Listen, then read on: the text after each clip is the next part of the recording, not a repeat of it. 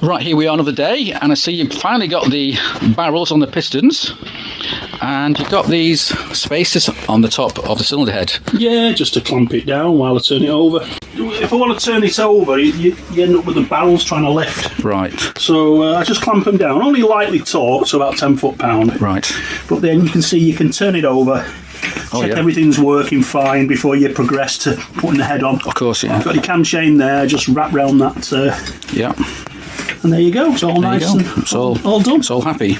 All happy. Right, so next is the cylinder head. Yeah, cylinder head. And you've just received the polished yokes. They've got to go on. They're over there. The fork, ignore the there, right. Yes, the forks are stripped. Right. I've just received the parts to rebuild the forks. Right, excellent. Also the nuts, ZRX nuts for the rear shock absorber. Yes, that is an issue. You've got to move the top shock mount out. Yeah, and the bottom yoke is here, which I think you filmed before. Yeah.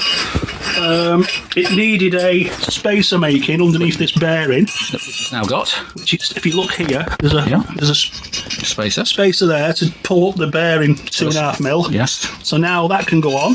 Yeah. I just need a couple of bits of tube to drift it on. Yeah. Which is that, which is those.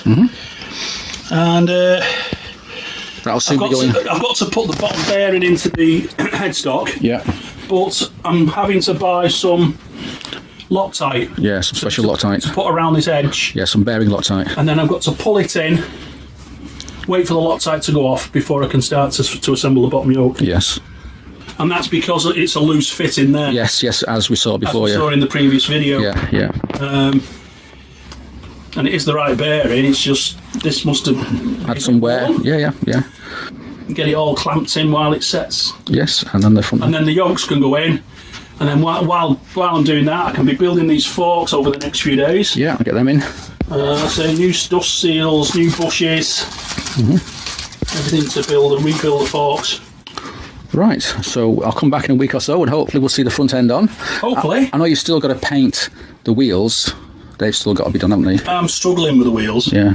Because it's so cold in that workshop. Oh God, yeah. And also, I'm struggling, even with that super duper paint stripper, to remove the paint off. Cast finish on the spokes.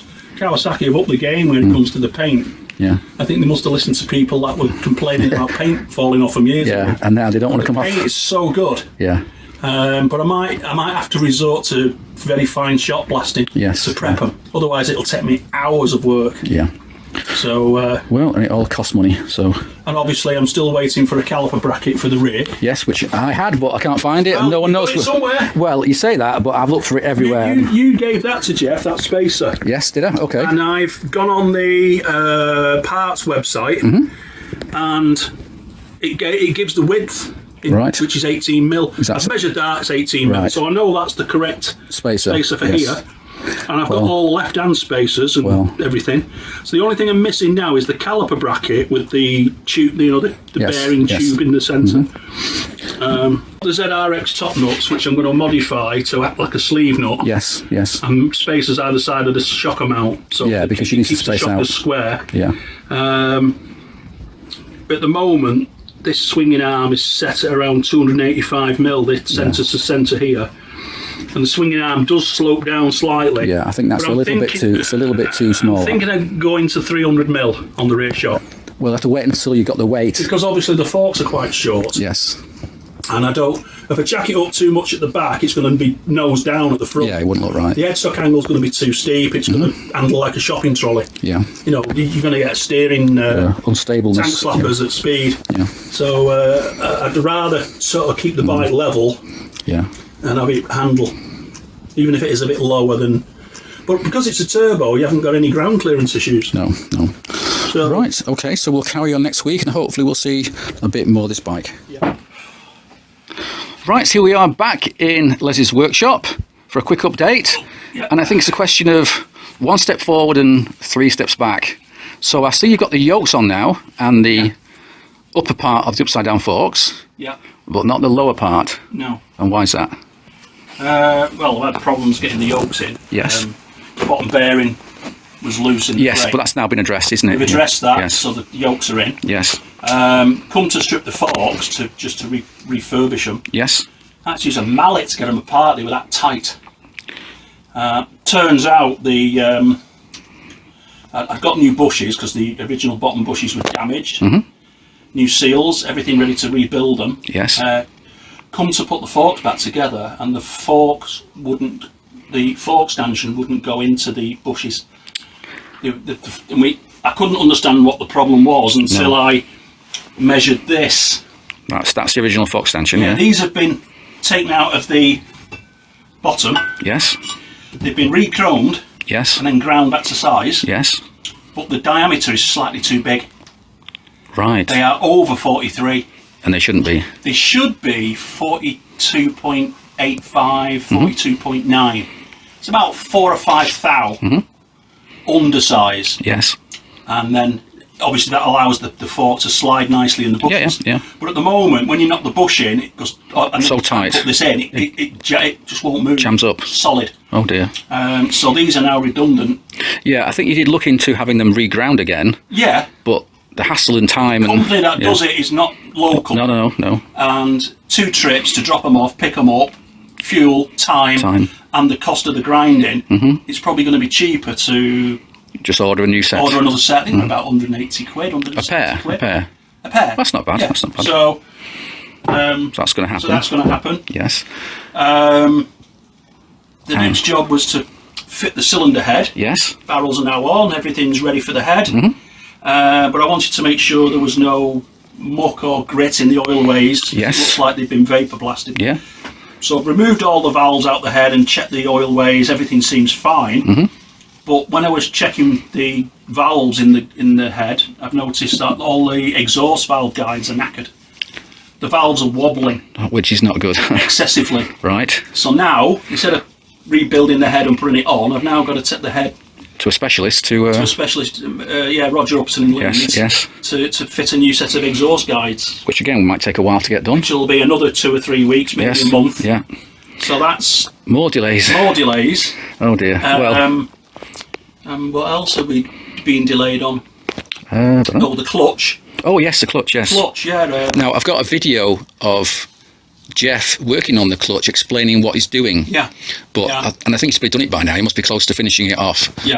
So he should be getting the clutch back soon. So obviously I went to fit the clutch and found it's got the usual backlash. Yes. The wear in the. So that's now gone to Jeff for modification. Right. Okay. Before that can be fitted. Okay. So, as I say, 1 step forward and 2 or 3 steps back. Yes. Exactly. But these are things happen. But it will be right when it's. Yeah. But it just shows you that this engine looked so good when we first saw it, and it's beautiful finish. But the internals aren't so good, are they? No, not at all. No, they've definitely had him with his pants down. Yeah, it's a shame. And I believe the company that did it is now no longer trading. Trading. Long gone, yeah. That tells you a lot, doesn't it? Right, so at this point we'll end the video, but as I say, I do have a quick little video of Jeff explaining what he's doing to the clutch. Right. So we'll go over to that video now, and then that'll be it for this video. Okay. And so that's it for now. So thanks for watching, and cheers. Cheers. Jeff, here we are looking at a clutch basket, which is in bits. And this is from Drew's turbo engine. So why is it here and why is it in bits? Well, as you know, we've done quite a few of these. Yes. Rubber. If you can it so that we can see. Yeah. So those are the rubber cush drives that are built inside the clutch. Yeah, and they just now 3 or 4 mil play at least. Yes. So when that gear's on, it's going. Yeah. So if you were riding the bike and it would be very jerky. You opened up and again, and then you shut off, you did. Dunk. Yeah. Yeah, it'd be annoying. Yes. When they're new, they're probably just in and. A nice fit. They'll just be designed for that cush. I think over the years they must compress and. Oh God, yeah. But what I do with them, steel ring. Right. You put a steel ring in. Do you press in? Yeah. Yeah, and if you just trim a little bit of there's 2 little eye spots on them. If you trim them off, and they'll slot in. Then they go back in. It should. You want to get it so it just all pushes together by. Right. You don't want to start. Right, so there we've got some oval shaped standoffs which are what go into the middle of the. Well, them go, as you can see now. If we. Oops, there it goes. You just dropped it. There we go. Complete. Yeah, they're an odd shape. Them, they're not. Oh, they're Yeah, like an oval shape, aren't they? Elliptical. They're a bit they do move on them as well. So yes. But when the ring goes on, that compresses everything. Yeah. So like I said, I've just got to do a bit more work just on them there. Okay. And then now to access to access that particular bit we're looking at now, you have to grind off the wells. Grind off the rivets off that. Right. That hold that in place. Yeah. That sit on there, because normally you can't. You wouldn't be able to see those bushes, would you? They'd be all hidden away. Well, I believe what you said that you can buy them. Yes, you can. And was it £105? £105 for 6? Oh, yes, new ones, yeah. Plus VAT. Plus postage. And VAT. Well, I think that's including the VAT. Yeah. But you then got to pay for somebody, or you can do it yourself. To do what we're doing here, that you've done, is grinding off the rivets that hold this thing down, then replacing them, and then somehow welding that plate back on again. Well, once I've done it, I think I've got a piece of flat. I just bolt it. It pulls it down, and then in there I'll just get a stainless steel rod, just get it quick and go. Just more or less, you just put in like a little tap blob on each, really. Yeah. I mean, how many have I done? And I don't know. You've done mine.